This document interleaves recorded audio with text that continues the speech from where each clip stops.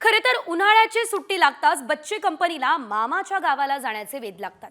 मात्र यावर्षी बच्ची कंपनीला उन्हाळी सुट्टीत मामाच्या गावाला जाता येणार नाहीये। बरं असं का म्हणतेय? कारण शालेय शिक्षण विभागानं शाळांमध्ये पायाभूत साक्षरता आणि संख्याज्ञान वाढवण्यासाठी शाळांमध्ये कृती कार्यक्रम आखलेला आहे।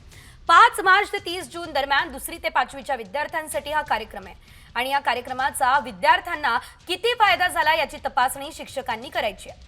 शिवाय विद्यार्थ्यांना कमी गती असलेल्या विषयांसाठी विशेष उपाययोजना शालेय वेळेत करायच्या आहेत।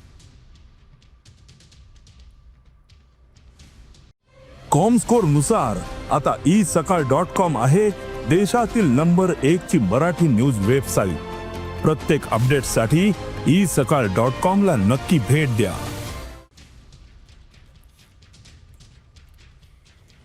उन्हाळी सुट्टीत शाळांमध्ये कृती कार्यक्रम असणार आहेत।